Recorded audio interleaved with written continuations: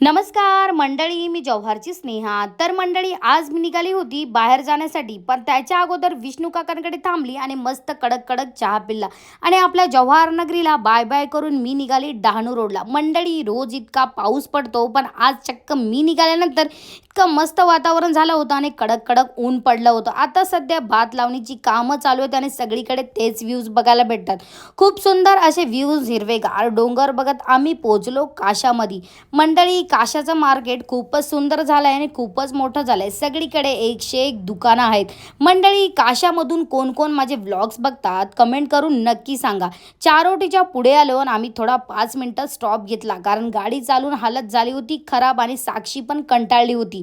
तर मंडळी, मी आली होती आशागडमध्ये संतोषी मातेच्या मंदिरामध्ये दर्शन घेण्यासाठी. मावशींकडे आली, देवीसाठी ओटी घेतली, साडी वगैरे घेतली, मेन मंदिरामध्ये दर्शन घेतलं. मंदिर बघून मन एकदम आनंदीमय झालं आणि प्रसन्न झालं. खूप मस्त वाटलं आणि उत्सुकता राहते लवकर दर्शन घेण्यासाठी, कारण ह्या दिवशी खूप कडक उपवास असतो आणि खूप मनापासून मी देवीचं करते. तर आम्ही दर्शन घेऊन निवांत मागच्या बाजूला बसलो होतो मंडळी, आणि छोटी छोटी मुलं होती, एकदम मनापासून एकदम काम करत होती. सगळे झाडू मारत होते, साफसफाई करत होते. दर्शन घेतलं आणि खालती आली मी. मंडळी, मस्तपैकी गाडीला हार लावला आणि साक्षीने गाडीवर स्वस्तिक काढलं. गाडीचंही दर्शन झालं आणि मावशींना मामांना बाय बाय करून मी निघाली माझ्या नेक्स्ट लोकेशनला जाण्यासाठी. रस्त्यात थांबली. ह्या मावशींकडून हे वाजदे घेतले, तर हे वाजदे मला 100 रुपयाचे त्यांनी 4 दिले मोठे मोठे.